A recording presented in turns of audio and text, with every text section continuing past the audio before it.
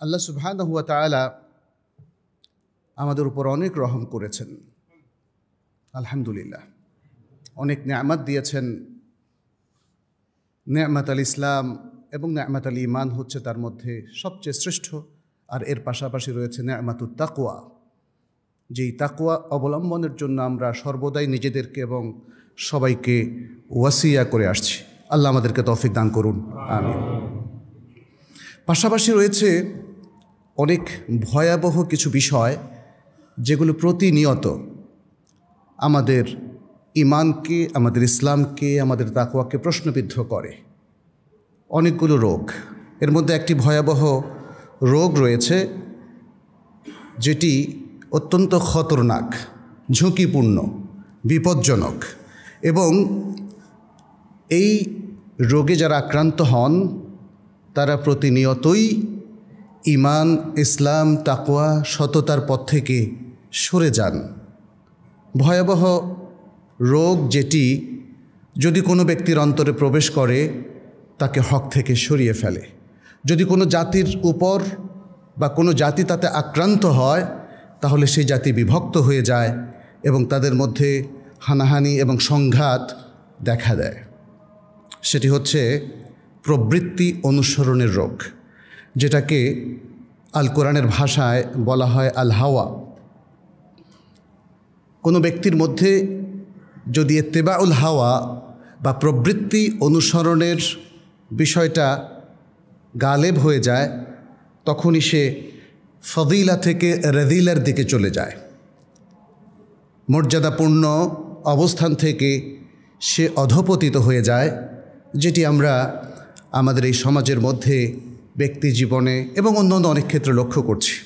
মানুষ যখনই প্রবৃত্তির অনুসরণ করে তখনই প্রবৃত্তি তাকে ভালো কাজের দিকে আসলে নিয়ে আসে না, বরং সে অধঃপতনের দিকেই তলিয়ে যায়। যে কারণে আল্লাহ সুবহানাহু ওয়া তাআলা তার কালামুল্লাহর মধ্যে তাকে কলব বা কুকুরের সাথে তুলনা করেছেন। আল্লাহ সুবহানাহু ওয়া তাআলা বলছেন, ওয়ালাকিন্নাহু আখলাদা ইলাল আরদি ওয়াত্তাবা হাওয়াহ, কিন্তু সে জমিনে অধঃপতিত হলো আর তার হাওয়া তথা প্রবৃত্তিকে অনুসরণ করলো। ফামাসালুহু কামাসালিল কলব, অতএব তার দৃষ্টান্ত হচ্ছে কলব বা কুকুরের মতো। যদি তুমি তাকে তাড়া দাও তাহলেও সে হাঁপাতে থাকে, আর যদি তুমি তাকে ছেড়ে দাও তাহলেও সে হাঁপাতে থাকে। এমনটাই আল্লাহ সুবহানাহু ওয়া তাআলা বলেছেন। আইয়ুহাল ইখওয়াতুল আহিব্বাহ, আল হাওয়া বা প্রবৃত্তি বলতে আসলে আমরা কি বুঝি? হাওয়া হচ্ছে মানুষের এমন একটা অবস্থান যে অবস্থানে সে তার মনে যা চায় তাই করে। তার ভেতরে একটা বিশেষ অবস্থান, যে কারণে সে তার যা ইচ্ছা হয় সেদিকেই সে আকর্ষণ বোধ করে, এবং সে আকর্ষণ হতে পারে বাহ্যিকভাবে অথবা আন্তরিকভাবে। বাহ্যিকভাবে যেমন আপনার চুরি করতে ইচ্ছে করলে আপনি চুরি করলেন, অথবা কারো কোনো সম্পদ ছিনিয়ে নিতে ইচ্ছে করলো তাই করলেন। এভাবে বাহ্যিক অনেক কাজেই মানুষ সম্পৃক্ত হয়, যা তার এই কাজটা বাহ্যিকভাবে দেখা যায়।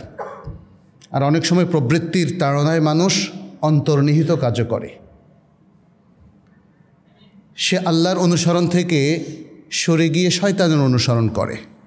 তার মনে যা চায় সে তার বিশ্বাস, তার চেতনা এবং তার অন্তর্জগতের বিষয়গুলোতে সে কিন্তু কোরআন সুন্নাহর অনুসরণ তখন আর করে না। আর এটাই হচ্ছে অন্তর্নিহিত দিক থেকেও প্রবৃত্তির অনুসরণ করা। অথচ ইসলামের নির্দেশনাটা কি? ইসলামের নির্দেশনা হচ্ছে আমাদের প্রত্যেকের মধ্যে এই হাওয়া, যেটাকে আমরা ইংরেজিতে বলি ডিজায়ার, প্রবৃত্তি আছে, সবার মধ্যে আছে। কিন্তু শরিয়া বলছে এই হাওয়া বা প্রবৃত্তিকে শরিয়ার অনুবর্তী করা, অনুগামী করা, যেন আপনার প্রবৃত্তিকে আপনি শরিয়ার অনুগামী করেন। ইসলামের নির্দেশনার আলোকেই প্রবৃত্তিকে কন্ট্রোল করতে পারেন। কিন্তু মানুষ অধিকাংশ ক্ষেত্রে সেটা করতে পারে না, ব্যর্থ হয়, কারণ শরিয়া সম্পর্কিত প্রয়োজনীয় জ্ঞান তাদের নাই। আজকের আলোচনায় সেটা স্পষ্ট হবে ইনশাআল্লাহ যে প্রবৃত্তির এই অনুসরণ এবং দাসত্ব থেকে বাঁচতে হলে একটাই পথ, সেটা হচ্ছে এলেম অর্জনের পথ, এবং সেই এলেমকে সর্বান্তকরণে গ্রহণ করা এবং কার্যকর করা, বাস্তবায়ন করাই হচ্ছে প্রবৃত্তির দাসত্ব থেকে উদ্ধারের অত্যন্ত সবচেয়ে সহজ এবং সুন্দর পথ। সুতরাং ইসলামের নির্দেশনা হচ্ছে প্রবৃত্তিকে শরিয়ার অনুবর্তী করা, শরিয়াকে সব প্রবৃত্তির অনুবর্তী করা নয়। রাসূল সাল্লাল্লাহু আলাইহি সাল্লাম একটা হাদিসে বলেছেন, লা ইউমিনু আহাদুকুম হাত্তা ইয়াকুনা হাওয়াহু তাবআন লিমা জিতু বিহি। তোমাদের কেউ ততক্ষণ পর্যন্ত মুমিন হবে না যতক্ষণ পর্যন্ত না তার প্রবৃত্তি ওই বিষয়ের অনুগামী হয় যা আমি নিয়ে এসেছি। যে আদর্শ আমি নিয়ে এসেছি সে আদর্শের অনুবর্তী তোমার প্রবৃত্তি না হওয়া পর্যন্ত তুমি ইমানদার হবে না। এটা খুবই সলিড এবং স্পষ্ট একটা কথা। প্রবৃত্তির অনুসরণ করলে কোনো মানুষ আসলে সত্যের পথে থাকতে পারে না। রাসূল সাল্লাল্লাহু আলাইহি সাল্লাম এখানে সে বিষয়টাই অত্যন্ত চমৎকারভাবে তুলে ধরেছেন। এই হাদিসটি ইবনে আসিম, বাইহাকি এবং আরও অনেক উলামায়ে কেরাম উল্লেখ করেছেন, এবং ইমাম নাবাবী আল আরবাঈন আন নাবাবিয়ার মধ্যে একে সহিহ বলে উল্লেখ করেছেন। আচ্ছা,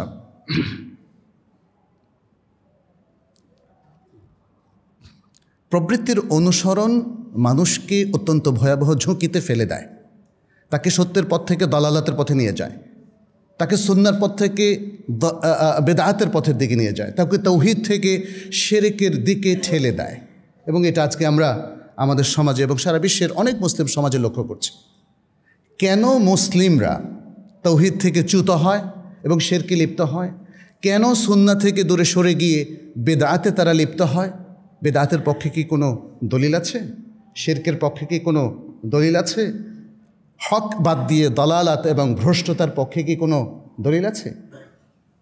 মূল কারণ একটাই, সে প্রবৃত্তির তাড়নায় জেদের বশবর্তী হয়ে নিজের কাজকর্মকে ডিফেন্ড করার জন্য সে বাতিলের পক্ষ নয় এবং বাতিলের পক্ষে কোরআন হাদিসকে ব্যাখ্যা করে। তখন একটা কনফিউশন তৈরি করে সাধারণ মানুষের মধ্যে। এর মূল কারণ হলো আসলে প্রবৃত্তির অনুসরণ। আজকে যে বিভিন্ন জায়গায় আপনারা লক্ষ্য করছেন, মাজার, দরগায়, সেখানে যে বেদাতের ঘন ঘটা কিংবা শিরকের চর্চা, এর পেছনে প্রবৃত্তির অনুসরণটাই হচ্ছে মূল দায়ী। যদি প্রবৃত্তির পরিবর্তে তারা ইলমকে অনুসরণ করত, যদি ওয়াহিকে অনুসরণ করত, যদি কোরআন এবং সুন্নাহর নির্দেশনাকে অনুসরণ করত, তাহলে আজকে এই ভয়াবহ অবস্থা আমাদের সমাজে, আমাদের লোকালয়ে সৃষ্টি হতো না। আল্লাহ সুবহানাহু ওয়া তাআলা সূরা আন-নাজিআতের মধ্যে বলছেন 40-41 নম্বর আয়াতে, ওয়া আম্মা মান খাফা মাকামা রাব্বিহি ওয়া নাহা আন-নাফসা আনিল হাওয়া ফাইন্নাল জান্নাতা হিয়াল মাওয়া। আর যে ব্যক্তি তার রবের সামনে দাঁড়ানোকে ভয় করে এবং ওয়া নাহা আন-নাফসা আনিল হাওয়া, তার নফসকে তার প্রবৃত্তি থেকে বিরত রাখে, কন্ট্রোল করে, তাহলে জান্নাতই হচ্ছে তার আবাসস্থল। সুবহানাল্লাহ। ইখওয়াতুল ইসলাম, আল হাওয়া বা প্রবৃত্তি হচ্ছে সেই জিনিস যা মানুষের সব কিছুকে খলতমলত করে দেয়, মানুষকে কনফিউজড করে দেয়। হকের ব্যাপারে তার নানান অদ্ভুত প্রশ্ন তৈরি হয়, তৌহিদকে ঘিরে তার মধ্যে কনফিউশন সৃষ্টি হয়, আল্লাহকে ঘিরে তার উদ্ভট সব চিন্তার আনাগোনা তৈরি হয় তার চিন্তা জগতে। আমাদেরকে অনেকে জিজ্ঞেস করেন যে অনেক প্রশ্ন আল্লাহকে ঘিরে তাদের তৈরি হয়। এসবই তার মধ্যে যে নফস আম্মারা বিসু, সেটাই তৈরি করে দেয়। আর এটাই হচ্ছে আসলে প্রবৃত্তির মূল কাজ, মানুষকে হক সম্পর্কে, সত্য সম্পর্কে, ইসলামের সৌন্দর্য সম্পর্কে কনফিউজ করে দেওয়া। ফলে এই প্রবৃত্তির তাড়নায় আমরা দেখতে পাচ্ছি অনেকেই আকীদাগত ফাসাদের মধ্যে লিপ্ত হয়ে যান, আকীদাগত ত্রুটি এবং বিপর্যয়ে এর মধ্যে তারা লিপ্ত হয়ে যান। এবং অনেকেই যে ইবাদতগুলো করেন, সেই ইবাদতগুলো যেহেতু সে রাসূলুল্লাহ সাল্লাল্লাহু আলাইহি সাল্লামের সুন্নাহ অনুযায়ী করেনি, বরং সে তার মনে যা চায় তাই করেছে, ফলে সেটা বাতিল হয়ে যায়। অনেক আমল সালেহ তার বাতিল হয়ে যায়, অনেক ইবাদত তার বাতিল হয়ে যায়, অনেক আকীদার ক্ষেত্রে তার আসলে নানা রকমের ত্রুটি তৈরি হয় এবং সে সহিহ আকীদা থেকে সরে যায়। শুধু তাই না, এই প্রবৃত্তির তাড়নায় সে সত্যকে সত্যরূপে আর দেখে না, সে মানুষের প্রতি জুলুম নির্যাতন চালিয়ে দেয়। এখানেও প্রবৃত্তির বিশাল একটা প্রভাব রয়েছে। কেন আমি আমারই মতো, আমারই চামড়া, আমারই চেহারা, আমারই মতো সম্মানিত আল্লাহর বান্দা, কারণ আল্লাহ সকল বান্দাকে সম্মানিত করেছেন, কেন তাদের প্রতি জুলুম করব? কেন তাদের প্রতি ইনসাফ করব না? কেন সমাজে অস্থিরতা থাকবে? এগুলো সবই প্রবৃত্তির তাড়নাই আসলে মানুষ করে থাকে। ফলে এই প্রবৃত্তির অনুসরণ যদি কোনো ব্যক্তির মধ্যে গালেব হয়ে যায়, তাহলে সে ব্যক্তিকে তা অধঃপতিত করবেই। যদি কোনো সমাজের নেত্রী পর্যায় থেকে আরম্ভ করে অধিকাংশ মানুষের মধ্যে গালেব হয়ে যায়, তাহলে সেই সমাজের মধ্যে অস্থিরতা বিরাজ করবেই এবং সেই সমাজের মধ্যে জুলুম নির্যাতন দেখা দিবে এবং সেখানে কখনোই ঐক্য, মুসলিম ঐক্য তৈরি হবে না। এবং আমরা দেখতে পাচ্ছি সেখানে এক ধরনের আসলে একটা মানে কি বলে অগ্নিগুরণ বা একটা অগ্নি তৈরি হওয়ার মতো একটা পরিবেশ তৈরি হয়। এজন্য আব্দুল্লাহ ইবনে মুবারক তিনি বলেছেন, সুন্দর একটা চরণ তিনি উল্লেখ করেছেন, ওয়ামিনাল বালা'i ওয়ালিল বালা'i আলামাতুন আলা ইউরা লাকা আন হাওয়াকা নুজুউন আল আবদু আবদুন নাফসি ফি শাহওয়াতিহা ওয়াল হুররু ইয়াশবাউ তারাতান ওয়া ইয়াজুউ। বলেছেন বালা থেকে বালার জন্য কিছু, বালা মানে হচ্ছে পরীক্ষা নিরীক্ষা, বালা মুসিবত যেটা আমরা বলি, তার কিছু আলামত রয়েছে। আল্লাহ যে আমাদেরকে পরীক্ষা এবং মুসিবতের মধ্যে ফেলেন তার কিছু আলামত রয়েছে। তুমি কি দেখছো না যে তোমার হাওয়া বা প্রবৃত্তির কিছু প্রবণতা তোমার মধ্যে দেখা যায়? তিনি বলছেন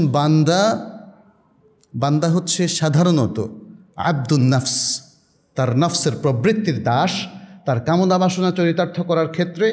আর যে স্বাধীন ব্যক্তি সে কখনো পরিতৃপ্ত হয়, কখনো ভুখা নাঙা থাকে। কারণ স্বাধীন ব্যক্তি, সম্ভ্রান্ত ব্যক্তি, সে সবসময় আল্লাহর কাদা এবং কাদরের উপর সন্তুষ্ট থাকে, সে প্রবৃত্তির অনুসরণ করে না। সে এই শর্ত নিজের উপর আরোপ করে না যে আমাকে সবসময়ই আমার উদরপূর্তি করতেই হবে, আমাকে সবসময় আমার কামনা বাসনা চরিতার্থ করতেই হবে।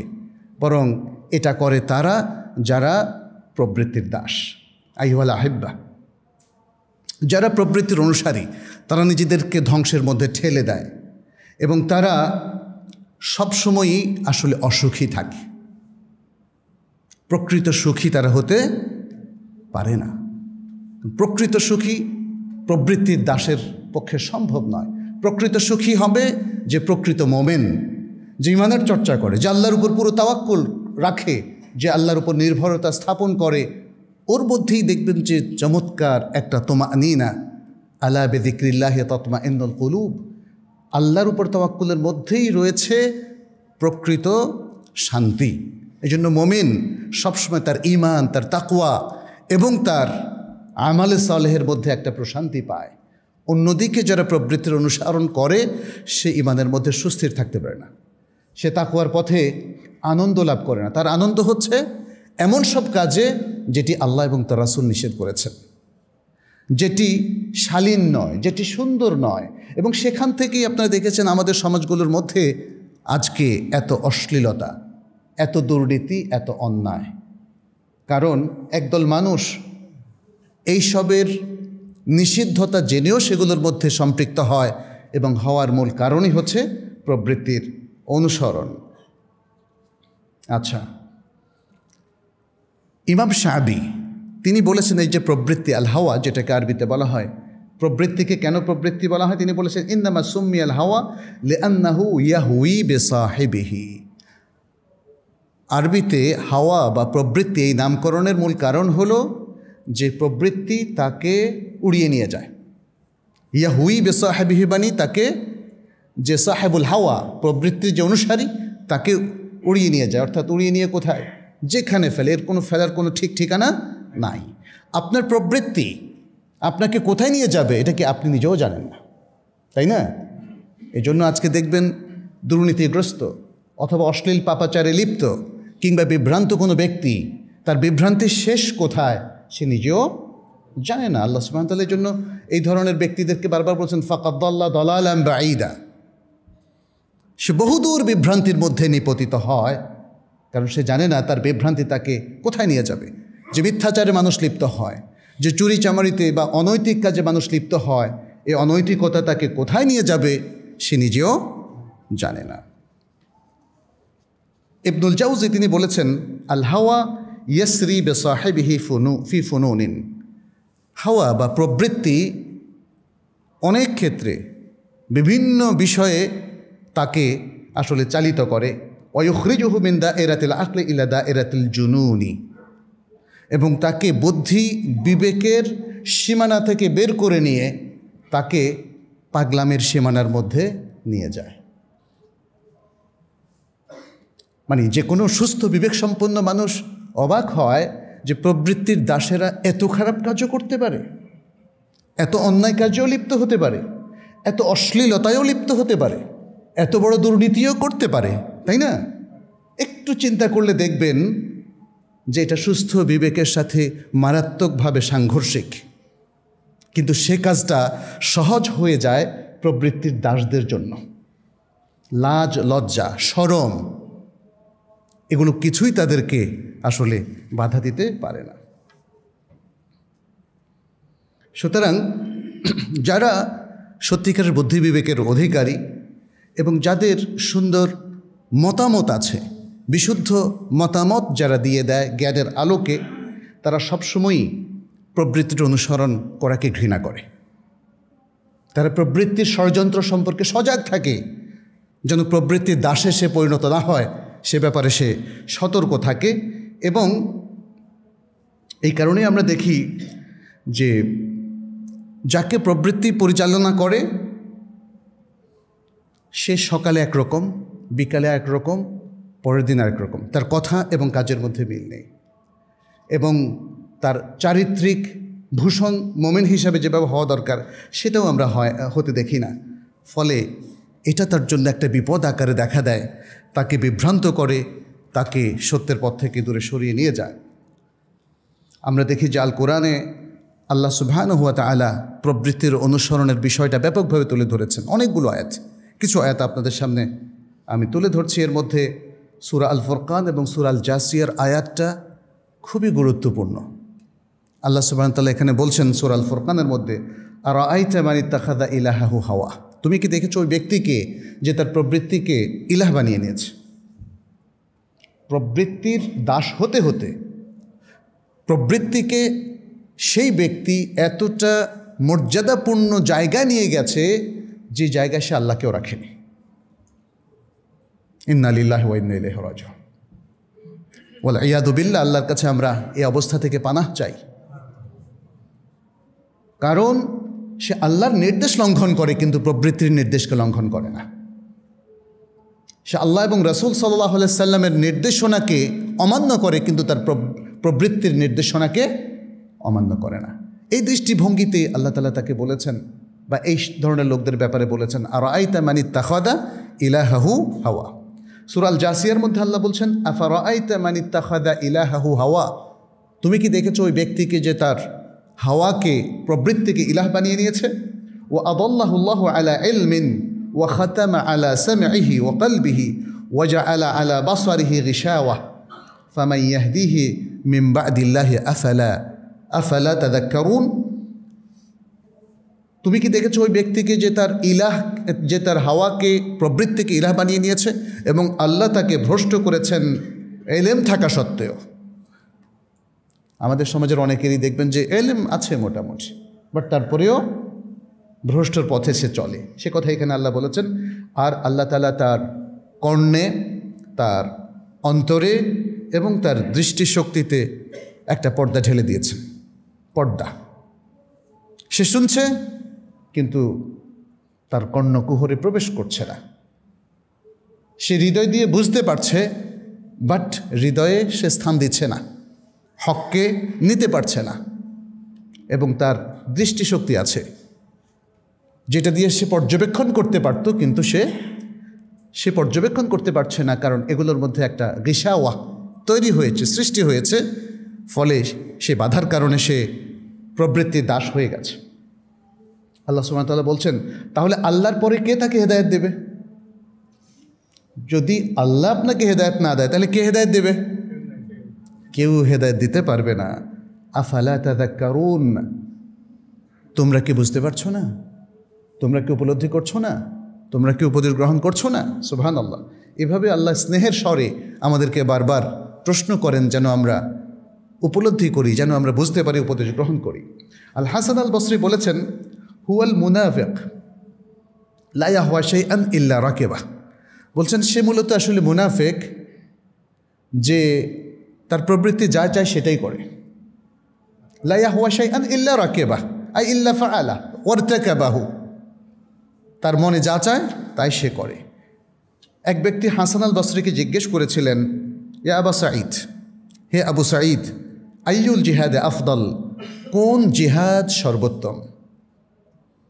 হাসান আল বসরি বললেন, জিহাদু হাওয়াক, জিহাদুকা হাওয়াক, জিহাদুকা হাওয়াক, তুমি তোমার প্রবৃত্তির মোকাবেলা করা, তোমার প্রবৃত্তির সাথে সংগ্রাম করা, এটা হচ্ছে সবচেয়ে উত্তম জিহাদ। আজকে আসলে যারা আল্লাহর দ্বীনকে প্রতিষ্ঠিত করতে চান, এটাও একটা জিহাদ, কোনো সন্দেহ নেই। বাট তার আগে কি আপনি নিশ্চিত হয়েছেন যে আপনি শিরক মুক্ত?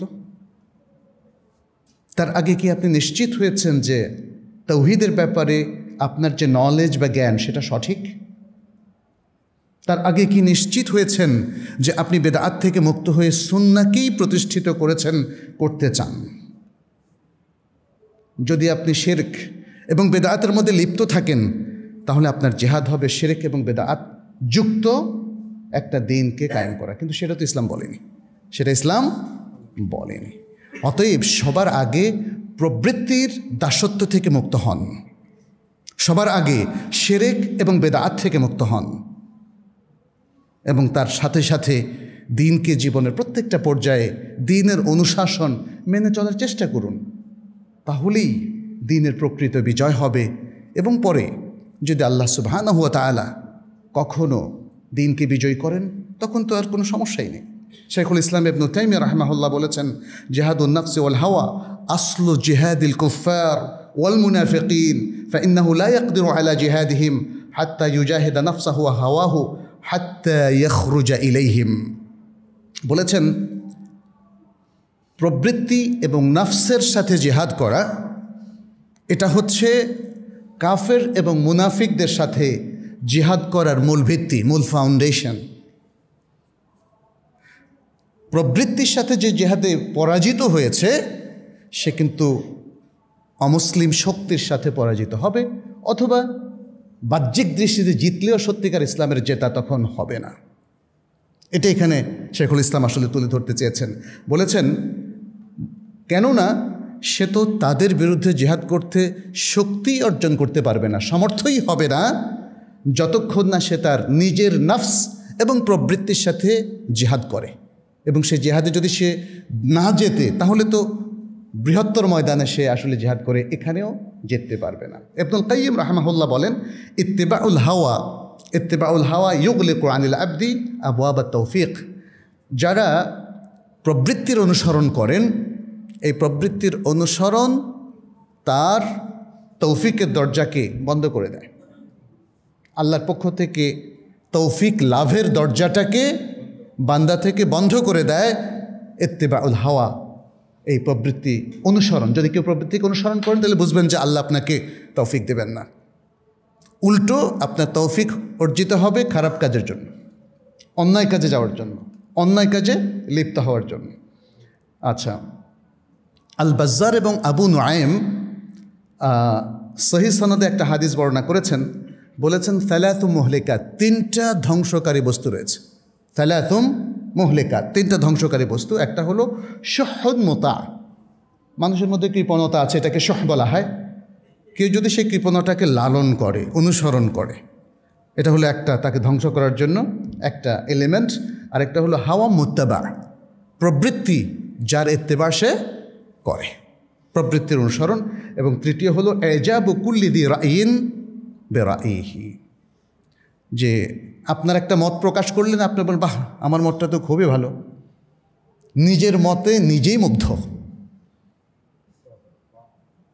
এখান থেকে অহংকার তৈরি হয়, নিজের সাফল্যে নিজেই মুগ্ধ, নিজের আত্মপ্রশংসায় নিজেই মুগ্ধ। এগুলো হচ্ছে ধ্বংসের মূল কারণ।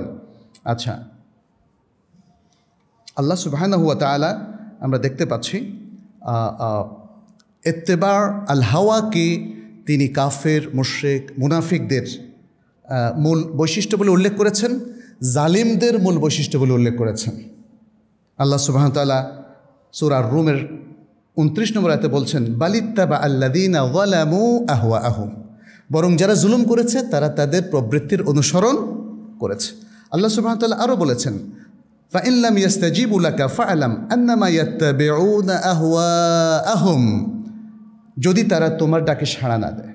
নবী সাল্লাল্লাহু আলাইহি ওয়াসাল্লামকে আল্লাহ বলছেন, যদি তারা অমুসলিমরা এবং অন্য লোকদের কথা বলছেন যারা এখনও ইসলামে আসেনি, তারা যদি তোমার ডাকে সাড়া না দেয়, তাহলে জেনে রাখো যে নিশ্চয়ই তারা তো শুধু তাদের প্রবৃত্তিরই অনুসরণ করছে।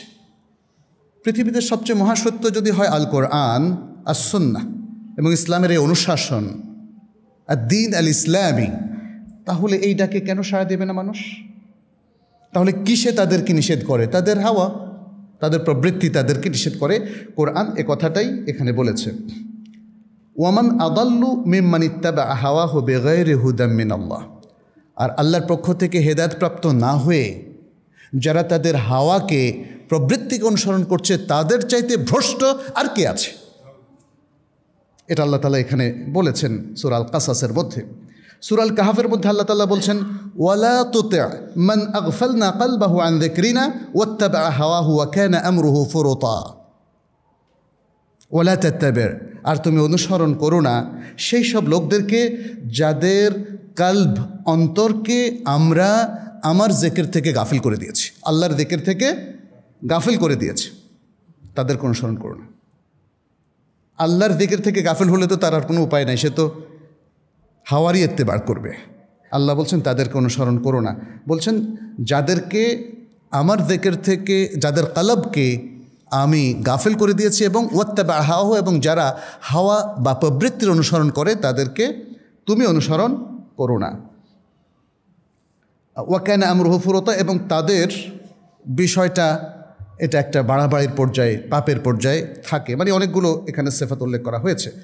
আচ্ছা, সূরা আল আনআমের মধ্যে আল্লাহ তাআলা বলছেন, ওয়া ইন্না কাসীরান লা ইউদিল্লুনা বিআহওয়াইহিম বিগাইরি ইলম, আর অনেক লোকেরা কোনো ইলম ছাড়াই শুধু প্রবৃত্তির অনুসরণ করে। আসলে প্রবৃত্তির অনুসরণের জন্য ইলম লাগবে? প্রবৃত্তি তো অলরেডি ক্রিয়েটেড হয়েই আছে, জাস্ট একটু অসতর্ক থাকলেও চলে। আবার সিদ্ধান্ত নেওয়া যায় না আমি আল্লাহর পথ অনুসরণ করব না, প্রবৃত্তির পথ অনুসরণ করবো, ইয়াদু বিল্লাহ, আল্লাহ আমাদেরকে রক্ষা করুন। সুতরাং সিদ্ধান্ত নিলেও সহজ, না নিলেও সহজ। প্রবৃত্তির অনুসরণ করার জন্য কোনো মাদ্রাসায় পড়তে হয় না, কোরআন পড়তে হয় না, কোনো হাদিস পড়তে হয় না, সিদ্ধান্ত দিতে হয় না, জাস্ট সহজ। পানি যেমন প্রবাহমান, উপরের থেকে কিছু ফেললে যেমন নিচে পড়বেই, প্রবৃত্তির অনুসরণটাও এত সহজ। এই জন্য এটা পরীক্ষা, এই জন্যই আমাদের জন্য এটা পরীক্ষা। আবু উমামা থেকে একটা হাদিস এভাবে এসছে, রাসূলুল্লাহ সাল্লাল্লাহু আলাইহি ওয়াসাল্লাম বলছেন, এই হাদিসটি আত-তাবারানী তার আল কাবীর গ্রন্থে উল্লেখ করেছেন, বলেছেন, মা তাহতা আদিমিস সামাই ইলাহুন ইউবাদ আ'যামু ইনদাল্লাহি মিন হাওয়ান মুত্তাবা। বলছেন যে এই জমিনের নিচে আল্লাহর কাছে সবচেয়ে ভয়াবহ এমন কোনো উপাস্য নেই যার ইবাদত করা হয় প্রবৃত্তির চাইতে। অর্থাৎ প্রবৃত্তির অনুসরণটাই হচ্ছে আল্লাহর কাছে এই পৃথিবীতে যত উপাস্য আছে তার মধ্যে সবচেয়ে ভয়াবহতম উপাস্য। উপাস্য বলা হচ্ছে এই জন্য যে, যেমন আমরা আমাদের ইলাহকে, আল্লাহ সুবহানাহু ওয়া তাআলাকে আমরা অনুসরণ করি,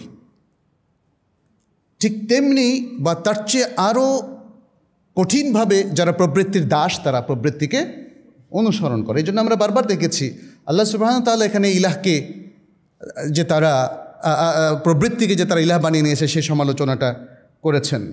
আচ্ছা, এখানে কোনো সৎ ব্যক্তির একটা উদ্ধৃতির কথা এসছে যে তাকে জিজ্ঞেস করা হয়েছিল, বিমা নেলতা মা নেলতা, আপনি যে ভালো পরিণামগুলো পেলেন, অর্জন করলেন, কিভাবে অর্জন করলেন? তিনি বললেন বেতাআতিল্লাহি ওয়া আসিয়ানিল হাওয়া, আল্লাহর আনুগত্যের মাধ্যমে এবং প্রবৃত্তির অবাধ্য হওয়ার মাধ্যমে। সুতরাং একজন বিচক্ষণ মুমিন সে আসলে আল্লাহ এবং রাসূলের আনুগত্য করবে আর তার প্রবৃত্তির অবাধ্য হবে, কারণ প্রবৃত্তি শতভাগ আমাদেরকে মিসগাইড করার চেষ্টা করছে। অতএব মিসগাইডেন্স থেকে যদি বেঁচে থাকতে চাই তাহলে প্রবৃত্তির কন্ট্রোল থেকে আমাদের বের হয়ে আসতে হবে, উল্টো প্রবৃত্তিকে আমাদের কন্ট্রোল করতে হবে। সেটি আমরা এখানে বারবার দেখতে পেলাম। প্রবৃত্তির উপরে আসলে ইসলামের নুসুস, কোরআনের বক্তব্য, রাসূল সাল্লাল্লাহু আলাইহি ওয়াসাল্লামের অনেক সুন্দর সুন্দর দিক নির্দেশনা রয়েছে, আমাদের ওলামায়ে কেরামেরও অনেক সুন্দর সুন্দর কথা রয়েছে। যেহেতু আজকের খুতবা আমরা অত্যন্ত সংক্ষিপ্তভাবে উপস্থাপন করছি, এটা নিয়ে আমরা পরে আরও কথা বলবো ইনশাল্লাহ। যতটুকু আলোচনা হলো তাতে এটা স্পষ্ট হয়ে গেছে আমাদের কাছে যে আজকে আমাদের মুসলিম সমাজের যে অবস্থা আমরা দেখতে পাচ্ছি, যে সেই অবস্থাকে পর্যবেক্ষণ করলে বোঝাই যায় যে আমরা সবাই প্রবৃত্তির তাড়না থেকে বা অনুসরণ থেকে যেভাবে মুক্ত হওয়ার কথা ছিল মুক্ত হতে পারি নাই। এটা প্রথম কথা।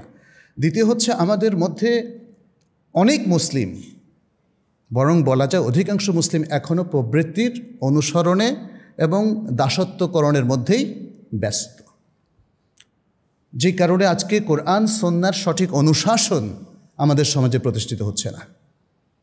কি ব্যক্তি পর্যায়ে, কি প্রাতিষ্ঠানিক পর্যায়ে, কি সামাজিক পর্যায়ে, কি রাজনৈতিক পর্যায়ে, সর্বত্রই আমরা দেখতে পাচ্ছি প্রবৃত্তির অনুসরণ আর প্রবৃত্তির অনুসরণ। সেখানে আল্লাহ এবং রাসূল সাল্লাল্লাহু আলাইহি সাল্লামের যে চমৎকার বিউটিফুল সত্যের অনুসরণের কথা বলা হচ্ছে, আল্লাহর ইবাদতের কথা বলা হচ্ছে, আল্লাহর দাসত্বের কথা বলা হচ্ছে, সততা এবং সত্যতা অনুসরণের কথা বলা হচ্ছে, সেটা কিন্তু আজকে অনুপস্থিত। মূল কারণ এটাই। এবং এই কারণে আজকে মুসলিমদের উপর নানা ধরনের বিপদ আপদের ঘন ঘটা আমরা লক্ষ্য করছি। মুসলিমদের মধ্যে বিভক্তি, মুসলিমদের মধ্যে বিদ্বেষ, হানাহানি, সংঘাত এবং অমুসলিমদের কর্তৃকও তারা খেলনার বস্তুতে পরিণত হয়েছে বিশ্বব্যাপী, সেটা আমরা লক্ষ্য করছি। মূল কারণ হলো আমরা কোরআন সুন্নাহর অনুশাসনের মধ্যে নেই, আমরা সরে গিয়েছি। এবং কোরআন সুন্নাহর অনুশাসন থেকে যখনই মুসলিমরা সরে যাবে সেখানেই তার হাওয়া এসে তার ইলাহে পরিণত হবে। কোনো মানুষ যদি তাকে ইলাহ নাও বলে, হয়তো সে বলবে না আপনি যেভাবে ব্যাখ্যা করছেন আমি তো আমার প্রবৃত্তিকে সেভাবে ইলাহ মনে করি না। সেটা সত্য, সত্য, কিন্তু কার্যত কি, বাস্তবিকতা কি বলে? বাস্তবিকতা বলে যে আপনি যদি 5 ওয়াক্ত সালাত না পড়েন, কেন পড়লেন না? আপনার প্রবৃত্তি কি আপনাকে 5 ওয়াক্ত সালাত তরক করতে উদ্বুদ্ধ করে নাই?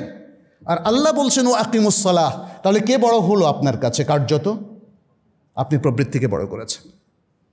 আল্লাহ বলেছেন ও আতুজ যাকাহ, যাকাত দাও, কিন্তু আপনি কি হিসাব করে দিচ্ছেন? কেন দিচ্ছেন না বলেন তো? আল্লাহ এবং তার রাসূল সাল্লাল্লাহু আলাইহি ওয়াসাল্লামের পক্ষ থেকে ঘোষণা এসেছে সুদ হারাম এবং সুদের শাস্তি ভয়াবহ। আপনি কি সুদমুক্ত হয়েছেন? যে ভয়াবহ শাস্তির কথা এসেছে, এখন আপনি হয়তো বলবেন সমাজ তো সুদের মধ্যে ডুবে আছে, আমি কি করে সুদ থেকে মুক্ত হব? কিন্তু আপনার জন্য যতটুকু করণীয় ছিল এবং আপনার যতটুকু সাধ্য আছে ততটুকু কি আপনি করেছেন? কেন করেননি? যদি সত্যিই আল্লাহর প্রতি আপনি আগ্রহ পোষণ করেন এবং আল্লাহর অনুসরণটাকে, আল্লাহর নির্দেশকে অবধারিত করেন, তাহলে আপনি দুনিয়া যেখানে থাকুক না কেন আমরা এটা ত্যাগ করারই কথা। একইভাবে সুদ, ঘুষ, চুরি, চামারি, ছিনতাই, রাহাজানি, অন্যায় সব কিছুর ক্ষেত্রে কেন এগুলো চলছে? যারা এগুলোতে সম্পৃক্ত তারা মূলত প্রবৃত্তির দাসত্ব করছেন। ফলে ক্ষতিগ্রস্ত হচ্ছে কারা? আমরা সবাই। মুসলিমরা ক্ষতিগ্রস্ত হচ্ছে, মুসলিম সোসাইটি এবং মুসলিম দেশগুলো ক্ষতিগ্রস্ত হচ্ছে। মূল কারণ হলো প্রবৃত্তির দাসত্ব। এ থেকেই আমরা বুঝতে পারছি যে কত ভয়াবহ এই বিষয়টি। সুতরাং আসুন আমরা প্রবৃত্তির শৃঙ্খলা থেকে, দাসত্বের শৃঙ্খলা থেকে নিজেদেরকে মুক্ত করি। মানুষ অনেক কিছুর দাসত্ব থেকে নিজেদেরকে মুক্ত করেছে, কিন্তু এই একটা জিনিস ডে বাই ডে আরও জেঁকে বসেছে। আমরা সিদ্ধান্ত নেই প্রবৃত্তির দাসত্ব থেকে আমরা মুক্ত হব ইনশাআল্লাহ, এবং আমরা কোরআন সুন্নাহর দিকে ফিরে আসব। এবং কোরআন সুন্নার দিকে ফিরে আসা মানেই হচ্ছে কোরআন সুন্নার জ্ঞানে সমৃদ্ধ হওয়া, কোরআন সুন্নার জ্ঞান অর্জন করা। আপনারা অনেকেই এখানে দেখতে পাচ্ছে বয়স্ক রয়েছেন। আমার বিশ্বাস যে আপনাদের কোরআনের বেসিক বা হাদিসের বেসিক নলেজটা রয়েছে, ইসলামের বেসিক নলেজ। যদি না থাকে আজকে নতুন করে শুরু করুন, কোনো লজ্জা নেই। মৃত্যুর আগে আল্লাহর কাছে তো জবাব দিতে হবে। প্রস্তুতি নেওয়ার সুযোগ আপনাদের এখনও আছে। আমাদের অনেক ভাইয়েরা, অনেক বোনেরা এই প্যান্ডামিকে হয়তো কোভিড-19 আক্রান্ত হয়ে অথবা অন্য কোনো রোগে আক্রান্ত হয়ে মারা গিয়েছেন, এখনও যাচ্ছেন। এখন তো ডেঙ্গুর প্রকোপ সারা দেশে ব্যাপক দেখা যাচ্ছে, যেতে তো হবেই। কেউ কেউ অমর থাকতে পারবেন এখানে? তাহলে আসুন আমরা প্রস্তুতি নেই, এবং সেটি হচ্ছে কোরআন সুন্নার জ্ঞান অর্জনের মধ্য দিয়ে। কোরআন সুন্নার জ্ঞান এতটাই পাওয়ারফুল, কে করেছেন পাওয়ারফুল?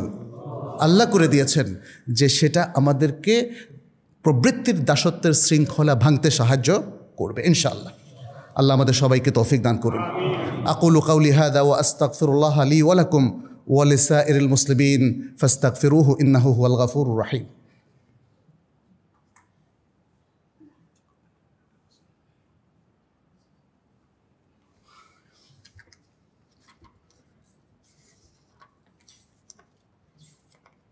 আলহামদুলিল্লাহ, আলহামদুলিল্লাহ, লাহুল হামদু কুল্লুহ ওয়া লাহুল খালকু কুল্লুহ ওয়া ইলাইহি ইয়ারজিউল আমরু কুল্লুহ আলানিয়াতুহু ওয়া সিররুহু ওয়া আশহাদু আল লা ইলাহা ইল্লাল্লাহু ওয়াহদাহু লা শারীকা লাহু ওয়া আশহাদু আন্না নাবিয়্যানা মুহাম্মাদান আবদুল্লাহি ওয়া রাসূলুহু সাল্লাল্লাহু ওয়া সাল্লামা ওয়া বারাকা আলাইহি ওয়া আলা আলিহি ওয়া আসহাবিহি আত-তাইয়্যিবিন আত-তাহিরিন ওয়া মান সারা আলা নাহজিহিম আজমাইন। أيها المسلمون أيها المسلمون اتقوا الله واتبعوا سنة نبيكم واجتنبوا الهوى. اجتنبوا الهوى فإن ذلك أمر من الله ورسوله صلى الله عليه وسلم. فلنتبع القرآن والسنة ولنجتنب الهوى. أيها المسلمون আসুন আমরা বিষয়টাকে আরেকটু ভেবে দেখি, নিজেদের জীবনের পর্যালোচনা করে দেখি যে কোন কোন জায়গায় আজকে কোরআন সুন্নাহকে আমরা মেনে চলছি আর কোন কোন জায়গায় আমরা প্রবৃত্তি দাসত্ব করছি। এটা একটু মিলিয়ে দেখা দরকার। এভাবে হয়তো আমরা কখনো চিন্তাই করিনি। আমরা প্রত্যেকেই যে জীবন যাপন করছি তাতে অনেকেই সন্তুষ্ট, যদিও সন্তুষ্ট হওয়ার বিশেষ কোনো কারণ নাই। আজকের জীবনধারা আমাদেরকে মিক্স আপ করে দিয়েছে, হক আর বাতিলের মধ্যে একটা সমন্বয় করার অভ্যাস গড়ে দিয়েছে। ফলে আমরা একটা জায়গায় হকের পক্ষে অবস্থান নেই, আরেকটা জায়গায় বাতিলের পক্ষে অবস্থান নেই। আমরা যারা আজকে এখানে সালাত পড়তে এসেছি, অফিস আদালতে আমাদের সবার একই অবস্থান নেই। এটা দুর্ভাগ্যজনক। আমি জানি এখানে অনেক শিক্ষক আছেন, এখানে অনেক আইনজীবীরা আছেন, বিচারক আছেন, এখানে অনেক প্রশাসনিক ব্যক্তিরা আছেন, আলেম ওলামা আছেন, ব্যবসায়ী, সর্বস্তরের মানুষরা আছেন। আজকে আমরা এখানে এসে যে আল্লাহমুখিতা অর্জনের চেষ্টা করছি, আল্লাহর কাছে ধর্ণা দেওয়ার চেষ্টা করছি, সালাত পড়ে আল্লাহর উদ্দেশ্যে সেজদা এবং রুকু দিচ্ছি, আসুন আমরা আমাদের স্ব স্থানে কর্মক্ষেত্র সেটারই চর্চা করি যতটুকু আমাদের সাধ্য আছে। সমাজের অনেক কিছুই হয়তো এখনও প্রস্তুত নেই, কিন্তু যতটুকু সাধ্য আছে শিক্ষকরা তাদের দায়িত্ব পালন করুন, প্রশাসনিক কর্মকর্তারা আপনাদের দায়িত্ব পালন করুন, বিচারকরা আপনাদের দায়িত্ব পালন করুন, আইনজীবীরা আপনাদের দায়িত্ব সঠিকভাবে সততার সাথে পালন করার চেষ্টা করুন, ব্যবসায়ীরাও আপনারা আপনাদের দায়িত্ব পালন করুন, এবং সাধারণ মুসলিম হিসাবে আমরাও আসুন সবাই নিজ নিজ দায়িত্ব আল্লাহ যতটুকু আমাদেরকে সাধ্য দিয়েছেন সেই সাধ্য অনুযায়ী আমরা চেষ্টা করি।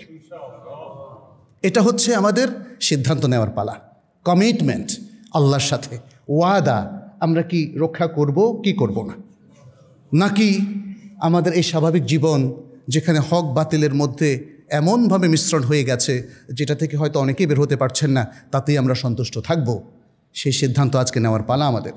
আল্লাহ আমাদেরকে তৌফিক দান করুন, আল্লাহ আমাদেরকে বাতিল থেকে রক্ষা করুন, আল্লাহ আমাদেরকে এই মিশ্রিত জীবন থেকে উদ্ধার করে পরিপূর্ণ ইসলামিক জীবনযাপন করার তৌফিক দান করুন। আল্লাহ আমাদের মধ্যে যারা অসুস্থ আছেন তাদেরকে সুস্থ করে দিন, যাদের হাজাত আছে তাদের সে হাজাতকে পূরণ করে দিন। আমাদের উপর রহমত এবং বরকত বর্ষণ করুন। আমাদের মধ্যে যারা এখনও ভুল বিভ্রান্তির মধ্যে আছে, সে যে পর্যায়েরই হোক না কেন, আল্লাহ তাআলা তাদেরকে পূর্ণ হেদায়েত দান করুন, বাতিল থেকে রক্ষা করুন, ভুল পথ, দলালাত, বিচ্যুতি, শিরক এবং বেদাত থেকে রক্ষা করুন। কোরআন এবং সুন্নাহর জ্ঞানের দিকে, কোরআন এবং সুন্নাহর দিকে ফিরে আসার তৌফিক দান করুন। আল্লাহুম্মা তাকাব্বাল মিন্না ইন্নাকা আনতাস সামিউল আলিম ওয়া তুব আলাইনা ইন্নাকা আনতাত তাওয়াবুর রহিম। আল্লাহুম্মা আসলিহ লানা দীনানা আল্লাযী হুয়া ইসমাতু আমরিনা ওয়া আসলিহ লানা আখিরাতানা আল্লাতী ইলাইহা মাআদুনা ওয়া আসলিহ লানা দুনিয়ানা আল্লাতী ফিহা মাআশুনা। আল্লাহুম্মা তাকাব্বাল মিন্না ওয়া মিনাল মুসলিমিন। আল্লাহুম্মা শফিনা ওয়াশফি মারদাল মুসলিমিন। আল্লাহুম্মা اقضِ হাজাতিল মুসলিমিন। আল্লাহুম্মা ফাররিজ হাম্মাল মাহমুমিন মিনাল মুসলিমিন। আল্লাহুম্মা সাল্লি ওয়া সাল্লিম আলা নবিয়িনা মুহাম্মদ ওয়া আলা আলিহি ওয়া আসহাবিহি আজমাইন। ইবাদাল্লাহ, ইন্নাল্লাহা ইয়া'মুরু বিল আদলি ওয়াল ইহসান ওয়া ইতা'i যিল কুরবা ওয়া ইয়ানহা আনিল ফাহশাই ওয়াল মুনকারি ওয়াল বাগই ইয়া'iযুকুম লা'আল্লাকুম তাযাক্কারুন। ফাযকুরুহু ইয়াযকুরকুম ওয়াশকুরুহু ইয়াজিদকুম ওয়া লাযিকরুল্লাহি আকবার ওয়াল্লাহু ইয়া'লামু বিমা তাসনাউনা ওয়া আকিমুস সালাহ।